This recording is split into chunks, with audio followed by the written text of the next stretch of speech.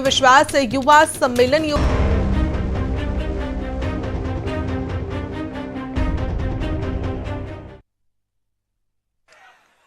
भाईओ बहनों, तमारा आशीर्वाद थी मोटो थयो छो। आ माटीए मने मोटो कर्यो छे। तमे ज मारा शिक्षक छो, तमे ज मारा संस्कार दाता छो। અને જ્યારે તમારી પાસેથી આ શિક્ષા દીક્ષા લઈને દિલ્હી પહોંચ્યો તો સ્વાભાવિક રીતે મારા મનમાં આ જ ભાવ રહ્યો કે દેશના છેવાડાના માનવીનું કલ્યાણ કેમ થાય, છેવાડાના વિસ્તારોનું કલ્યાણ કેમ થાય। આઝાદીના 75 વર્ષ પછી પણ જે લોકો પાછળ રહી ગયા છે, જે વિસ્તારો પાછળ રહી ગયા, જે સમાજ પાછળ રહી ગયા છે, જે લોકો પાછળ રહી ગયા છે, જે પરિવાર પાછળ રહી ગયા છે, એમની ચિંતા કેમ કરવી। અને સાચ અર્થમાં અમે અમારી સરકારને ગરીબો માટે સમર્પિત કરી દીધી અને એનું આ જે પરિણામ છે કે દુનિયાના એક્સપર્ટ એમ કહે છે કે ભારતના ગામડામાંથી ગરીબી ખૂબ તેજીથી ઘટી રહી છે। આનાથી બીજું ગૌરવ કયું હોય ભાઈ, આનાથી બીજું સર્ટિફિકેટ કયું હોય। અને અમારા નવજવાનોના ઉજ્જવળ ભવિષ્ય માટે નવા નવા શિક્ષણ સંસ્થાઓ આ કોંગ્રેસ પાર્ટીએ ક્યારે પછાત સમાજની ચિંતા ન કરી, ગરીબની ચિંતા ન કરી, યુવકોની ચિંતા ન કરી। અમે એમના માટે દિવસ રાત કામ કરી રહ્યા છે। યુવકોને આગળ વધારવા માટે, એમને સારી શિક્ષા આપવા માટે સારી શાળાઓ જોઈએ, નવા નવા સ્કિલ ડેવલપમેન્ટના યુનિટ જોઈએ, હુનર માટે વ્યવસ્થા જોઈએ, સારા રોજગારના અવસર જોઈએ। અને એના માટે ભારતીય જનતા પાર્ટીએ ઉત્તમ પ્રકારની શાળાઓ, ઉત્તમ પ્રકારના શિક્ષણ સંકુલો, આઈઆઈટી હોય, આઈઆઈએમ હોય, એમ્સ હોય, આની તરફ ધ્યાન કેન્દ્રિત કર્યું હતું। આપણે આગળ વધવા માંગીએ છીએ। ભાઈઓ બહેનો, આજે કોંગ્રેસ પાર્ટીના અધ્યક્ષ સોનિયાબેને એમને મોકલ્યા છે ગુજરાતમાં। કયા કામ માટે આવ્યા છે તો મને ખબર નથી, પણ એમણે જાહેર કર્યું છે કે મોદીની ઓકાત બતાવી દઈશું।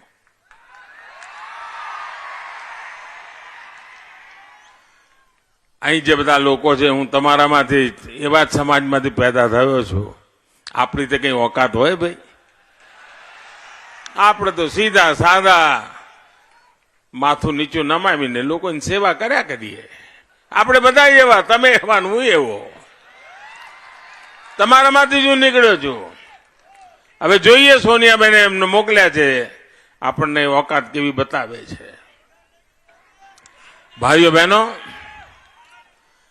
ગરીબ યુવાઓને સંસાધનોની તકલીફ ના આવે એના માટે પીએમ યશસ્વી યોજનાના દ્વારા ખાસ કરીને પછાત વર્ગના બાળકોને, આદિવાસી બાળકોને, દલિત બાળકોને સ્કોલરશીપ અને કોઈ પણ પ્રકારની કટકી કંપની વચ્ચે નહીં, ગયા 8 વર્ષમાં પછાત વર્ગના 11 કરોડથી વધારે યુવાઓને 10,000 કરોડ રૂપિયા સ્કોલરશીપ આપી છે। આપણે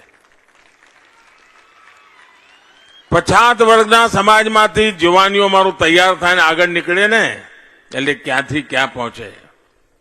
એટલું જ નહીં, ભણવા માટે એને પીએચડી કરવું હોય, રિસર્ચના કામ કરવા હોય, એના માટે એને જો વિદેશ જવાનું હોય તો એના માટે શ્રેયસ યોજના પણ આપણે કામે લગાડી છે, જેથી કરીને ખૂબ આગળ વધી શકે આવા બાળકોને બીજી મદદ મળે। આ બધી આની પાછળ અમારા પછાત સમાજ, ઓબીસી જેને કહે છે, या આપણે ત્યાં બક્ષીપંચના લોકો કહે છે। હવે આપ વિચાર કરો, કોંગ્રેસની સરકાર હતી ત્યારે આ બક્ષીપંચના લોકો માટે, આ ઓબીસી માટે અલગ કમિશન બનાવવા માટે માંગણી કરવા ભાઈ। લોકો જાય, મળે, પાર્લામેન્ટમાં ભાષણો કરે, બધું કરે। આટલા બધા વર્ષો સુધી કોંગ્રેસે રાજ કર્યું, પણ આપણા જેવા પછાત સમાજના લોકોને એમને દર્શન ના થયા, એમને ખબર જ ન પડી કે આમની પણ કે અપેક્ષા હોય। આ તમારો દીકરો દિલ્હી બેઠો ને, આ રાષ્ટ્રીય પછાત આયોગ આપણે બનાવી દીધું અને એને સંવૈધાનિક અધિકાર આપી દીધા, જેથી કરીને ઓબીસી સમાજની સમસ્યાઓના નિરાકરણ માટે એક મજબૂત વ્યવસ્થા ઉભી થાય. પણ એની સાથે સાથે આપણે શાંતિ, એકતા, સદભાવને વળેલા છીએ. આપણે સૌનો સાથ, સૌના વિકાસના મંત્રને વળેલા છીએ અને તેથી સમાજમાં આંતરિક સંઘર્ષ ના થાય, ઝઘડા ના થાય, ભેદભાવ ન થાય, સૌની સાથે રાખીને ચાલાય. લાંબા સમયથી એક માં ગણી છે, જે સામાન્ય વર્ગના લોકો છે, એમાંય ગરીબો છે, એ ગરીબોનું કોણ જુએ? હું તો ગરીબી મારે ચોપડીમાં નથી વાંચવાની, મેં ગરીબી જોયેલી છે. એના કારણે સામાન્ય વર્ગ માટે 10% આરક્ષણનું કામ પણ આપણી સરકારે કરી દીધું અને એના કારણે સામાન્ય વર્ગના લોકો માટે 10% રિઝર્વેશન, એને ભવિષ્ય ઉજ્જવળ બનાવવા માટે એક નવો અવસર આપવાનું કામ. અને સમાજમાં કોઈ તણાવ નહીં, કોઈ પૂતળા ન બન્યા, કોઈ સરઘસો ના નીકળ્યા. પણ કમનસીબી જુઓ, આ કોંગ્રેસ વાળાએ એમાં રોડા અટકાવવા માટે સુપ્રીમ કોર્ટમાં જાત જાતના ખેલ ખેલ્યા અને હમણાં થોડા દાડા પહેલા સુપ્રીમ કોર્ટે પણ મોદીની વાતને સિક્કો મારી દીધો અને હવે આપણે કામ આવ્યું. ભાઈઓ બહેનો, 30 વર્ષ થયા દેશમાં રાષ્ટ્રીય શિક્ષણ નીતિના વગર બધું લોલે લોલ ચાલતું હતું. આપણે લાખો લોકોના વિચારો સાંભળ્યા, શિક્ષકોના સાંભળ્યા અને નવી રાષ્ટ્રીય શિક્ષણ નીતિ લાયા. એમાં એક મોટું કામ જે કર્યું છે ને, અને અહીં જે લોકો અહીંયા ઉપસ્થિત છે ને, આ વિસ્તારના લોકો તો મારી વાત સાંભળીને જીવનભર મને આશીર્વાદ આપે એવું મેં કામ કર્યું છે. આપણે ત્યાં આઝાદીના 75 વર્ષ પછી પણ તમારે ડોક્ટર થવું હોય તો તમને અંગ્રેજી આવડવું જોઈએ, તમારે એન્જિનિયર થવું હોય તો તમને અંગ્રેજી આવડવું જોઈએ. જાપાનમાં ડોક્ટર થવું હોય તો અંગ્રેજીની જરૂર નહીં, થઈ શકે. રશિયામાં ડોક્ટર થવું હોય તો અંગ્રેજીની જરૂર નહીં, થઈ શકે.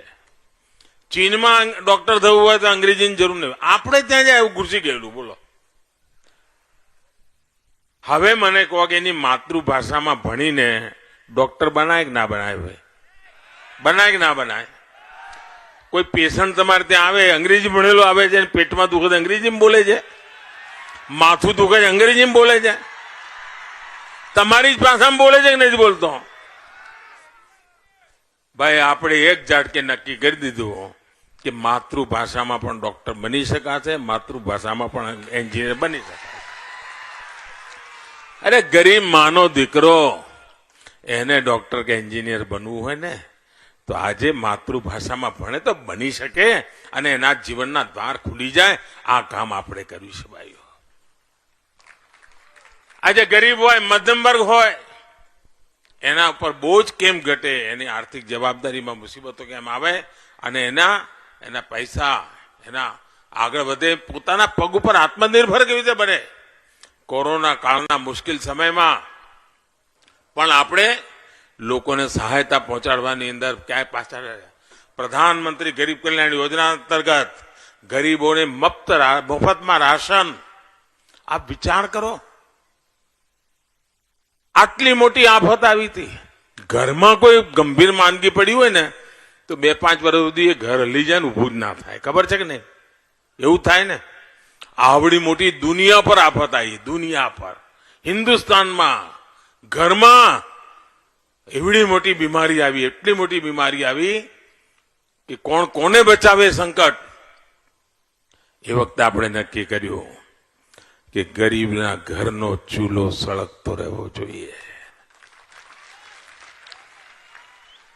ગરીબનું સંતાન ભૂખ્યા પેટે ને રાત્રે ઊંઘવાનો વારો ના આવે અને એટલા માટે 3 લાખ કરોડ રૂપિયા ખર્ચા. 3 લાખ કરોડ. આ કોંગ્રેસ વાળાને 3 લાખ કરોડ લખતા ન આવડે.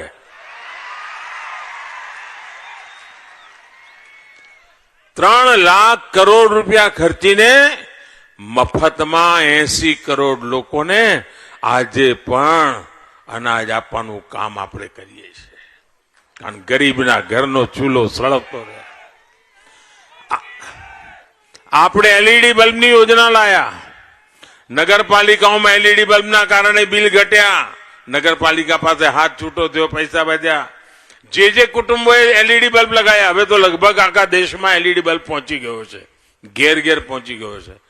આના કારણે વીજળીના બિલમાં બચત થાય છે. કોઈ જાહેરાતો આપ્યા વગર, ભાષણો કર્યા વિના ચૂપચાપ કામ કર્યું અને આ દેશના 20,000 કરોડ રૂપિયા, આ જે લોકો વીજળી વાપરતા હતા ને એમનું 20,000 કરોડ રૂપિયાનું બિલ બચી ગયું. એના ઘરમાં ગીઝામાં 20,000 કરોડ રૂપિયા રહ્યા. ભાઈઓ બહેનો, આ નાનું કામ નથી. તમે વિચાર વ્યવસ્થા બદલીને ને હવે તો સૂર્ય શક્તિથી આપણે કામ કરી રહ્યા છીએ. તમારા ઘરમાં વીજળી જોઈએ તો વાપરો જ. વધારાની વીજળી તમે વેચો અને સરકાર ખરીદશે. મફતની વાત છોડો, ઉપરથી તમે વીજળીના પૈસા મળે એ દિશામાં ગુજરાત સરકાર આગળ વધી રહી છે. ભાઈઓ, આયુષ્માન ભારત યોજના દ્વારા આપણે ગરીબના પરિવારમાં, આપણને ખબર છે આપણા પરિવારોમાં તો માતાઓ માંદગી આવે ને તો કોઈને કહે જ નહીં. ગમે તેટલી તકલીફ થાય સહન કરે, કામ કરવાનું ચાલુ જ રાખે. કેમ? એના મનમાં એક જ હોય કે આ બીમારીના કારણે જો છોકરાઓને ખબર પડશે અને હોસ્પિટલમાં જો મોટું દેવું થઈ ગયું, ખર્ચો આવી ગયો, તો આ છોકરાઓ વ્યાજે પૈસા લાવશે, આખી જિંદગી દેવાના ડુંગરમાં ડૂબશે. હવે મારે કેટલા વર્ષ જીવવું છે, સહન કરી લઈશ. અને માં ઓપરેશન ન કરાવે.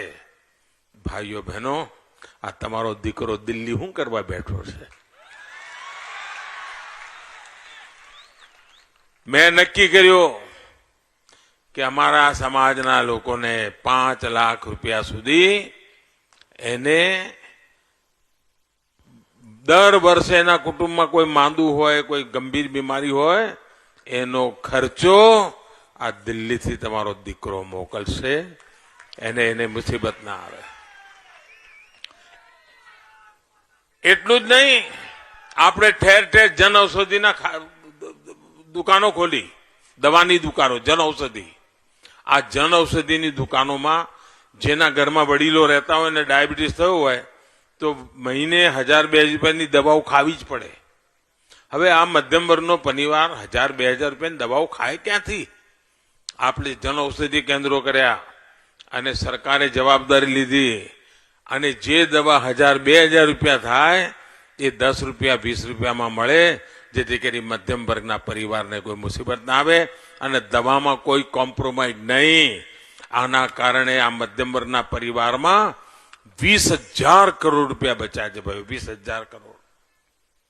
હાર્ટની બીમારી વધતી જાય છે, લોકોને હવે ચાલવામાં તકલીફ થાય છે, યોગા ના કરતા હોય એટલે મુસીબત આવે. હવે ઢીચણનો ઓપરેશન કરાવતા હોય એના ભાવ ઘટાડી દીધા. સ્ટેન્ટના હાર્ટની અંદર સ્ટેન્ટ મૂકતા હોય એના ભાવ ઘટાડી દીધા. એના કારણે પણ મધ્યમ વર્ગના હજારો કરોડ રૂપિયા આજે જે લાખો રૂપિયાના બિલ બનતા હતા એ હજારો રૂપિયાના બિલની અંદર એની હાર્ટની ટ્રીટમેન્ટ થવા માંડી, એના ની ટ્રાન્સપ્લાન્ટની ટ્રીટમેન્ટ થવા માંડી. ભાઈઓ બહેનો, ભ્રષ્ટાચારમાં જનારા લાખો કરોડો રૂપિયા આપણે ડાયરેક્ટ બેનિફિટ ટ્રાન્સફર કર્યો, સીધા પૈસા પહોંચાડ્યા. એક પ્રધાનમંત્રી એવા હતા, એમ કહેતા હતા કે 1 રૂપિયો દિલ્હીથી મોકલે તો 15 પૈસા પહોંચે છે. આ એવો પ્રધાનમંત્રી છે, 1 રૂપિયો મોકલે એટલે 100 પૈસા પહોંચે, 100 પૈસા પહોંચે. વચ્ચે કોઈ હાથ જ ના અડી શકે. ભાઈઓ બહેનો, હું ગઈકાલે સુપ્રીમ કોર્ટની અંદર એક ભાષણ કરતો હતો. સંવિધાન દિવસ હતું, પણ સ્વાભાવિક મારા દિલમાં કંઈક તોફાન ઉપડ્યું હતું. ત્યાં હું થોડું બોલ્યો. પણ આજે અહીંયા ગુજરાતની ધરતી પર આવ્યો છું ત્યારે જરૂર મને થાય છે કે એક વાત મન મૂકીને કરવું અને અહીંથી પૂરા દેશને કહેવા માંગુ છું. ભલે મારો કાર્યક્રમ આજે અહીંયા ખેડામાં છે, સરદાર સાહેબની, ગાંધીજીની કર્મભૂમિમાં છે, પણ હું આખા દેશને કહેવા માંગુ છું. आज मैं आपसे बात कर रहा हूं तो मुझे 14 साल पहले देश पर हुए सबसे बड़े आतंकी हमले की तस्वीरें भी याद आ रही है। मुंबई पर पाकिस्तान से आए जिन आतंकवादियों ने हमला किया था, वो इस समय भी चल रहा था। कल देश और दुनिया ने 26 नवंबर आतंकी हमले के शहीदों को श्रद्धांजलि दी है। साथियों, मुंबई में जो हुआ वो आतंकी पराकाष्ठा थी, लेकिन हमारा गुजरात भी लंबे समय तक आतंक के निशाने पर रहा है। सूरत हो, अहमदाबाद हो, इन शहरों में सीरियल बम धमाकों में बहुत से गुजरात के मेरे भाई बहन मारे गए थे। कुछ महीने पहले अहमदाबाद कोर्ट ने इन गुनहगारों को गंभीर सजा दी है। गुजरात चाहता था कि आतंक का ये खेल खत्म होना चाहिए। भाजपा सरकार ने यहां गुजरात में आतंक के स्लीपर सेल पर बड़ी बारीकी से कार्रवाई की। यहां हम गुजरात में आतंकियों को पकड़ते थे, उन पर कार्रवाई करते थे, लेकिन साथियों, कोई भूल नहीं सकता कि कैसे तब दिल्ली में बैठी कांग्रेस सरकार आतंकियों को छुड़ाने में अपनी पूरी ताकत लगा देती थी। हम कहते रहे कि आतंक को टारगेट करो, लेकिन कांग्रेस की सरकार आतंक को नहीं, मोदी को टारगेट करने में लगी रही। परिणाम यह हुआ कि आतंकियों के हौसले बढ़ते गए। देश के हर बड़े शहर में आतंकवाद सिर चढ़कर बोलने लगा।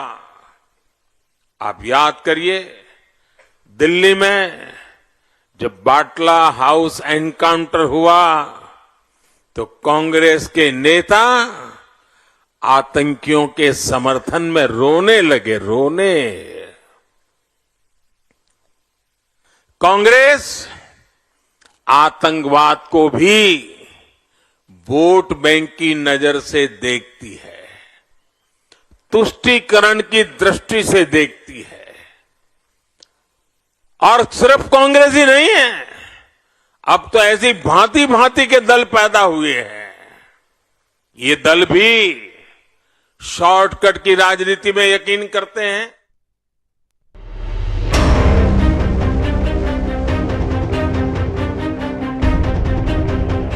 कार्यालय खुल्लू मूक्યું